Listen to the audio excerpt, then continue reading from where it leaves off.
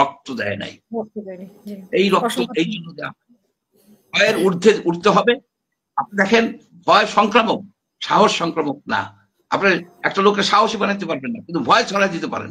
যে তাদের দাঁড়ানো উচিত যে তুমি অপ্রীতিকর কোশ্চেন করছো, তোমার কোশ্চেন আমি মানি না। তুমি কোনোভাবেই এই এই যে এই যে জুলাই অভ্যুত্থানের গণ অভ্যুত্থানের যারা মারা গেছে তাদের নিয়ে তুমি যে কটূক্তি করো, আমি এটা নিন্দা করব। আমি অনেকবার বলেছি যে এই শেখ হাসিনা একটা ভয়ের কালচার সৃষ্টি করতে পারছিল, সক্ষম হয়েছিল। যে কিছু লিখতে গেলে কিছু বলতে গেলে ভয় ছিল যে গুম করে ফেলবে, আপনার ধরে নিয়ে যাবে, আপনার একটা মামলায় জড়াই দিবে। এই ভয়তে কিন্তু অনেকেই কথা বলে নাই, অনেকেই নিজেকে গুটে নিচ্ছে, চাটুকারিতা করছে, প্রীতিকর প্রশ্ন করছে, এগুলি করছে কারণ সে একটা ভয়ের কালচার সৃষ্টি করছিল। আর একটা ছিল যে সে ঘুষ দিত মানুষকে, সে এদেরকে টাকা দিত। দুইটা ছিল, একটা হলো ভয় আর একটা হলো ওই আপনার উৎকর্ষ। এর ফলে আমাদের যে সংবাদপত্র বলেন, মিডিয়া বলেন, ধ্বংস হয়ে গেছে। এখন আমরা যেটা আশা করছিলাম যে এখন ভয় ভীতির ঊর্ধ্বে যে এরা প্রশ্ন করবে। সাংবাদিকের কাজই হচ্ছে প্রশ্ন করা, কঠিন প্রশ্ন করা, অপ্রীতিকর প্রশ্ন করা, আপনাকে প্রশ্ন করা যে আপনার ইনকাম কি, আপনি এই বাড়িটা কোথায় পাইছেন, এই প্রশ্ন সে করতে পারে। এই প্রশ্নের জন্য যদি তাকে তার কর্মচ্যুতি হয় তাহলে তো ভয় হবেই। কারণ শুনেন, সবচেয়ে বড় ভয় হচ্ছে যে এই সমাজে এই মুহূর্তে কর্মচ্যুতি। আপনার একটা চাকরি চলে গেলে সে আর চাকরি পাচ্ছে না, সে কোনোভাবেই সে চাকরি পাচ্ছে না।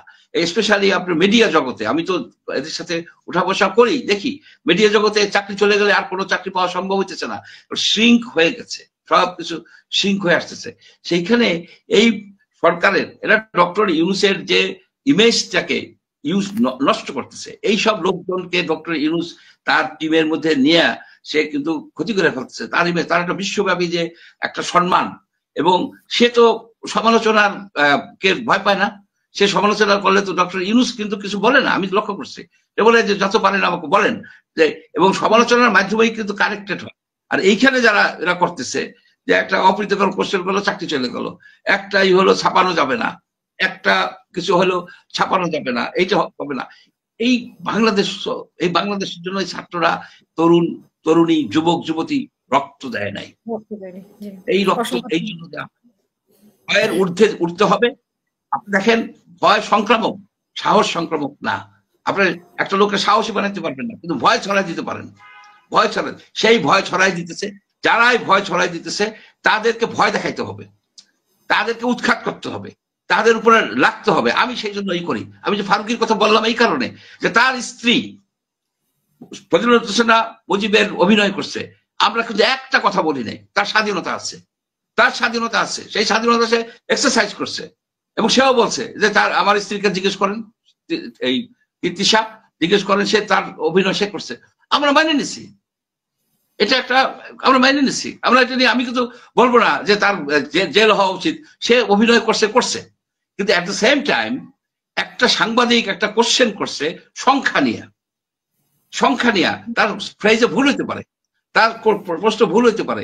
সেই সাংবাদিকের সে কোন দলের লোক কিছু না, কিন্তু এই প্রশ্ন করার জন্য তার চাকরি চলে গেল, এইটা দুর্ভাগ্যজনক। এই ভয়টা অন্য সাংবাদিকদের মধ্যে চলে যাবে, তারা কিন্তু কোশ্চেন করবে না। এটি আমার প্রশ্ন।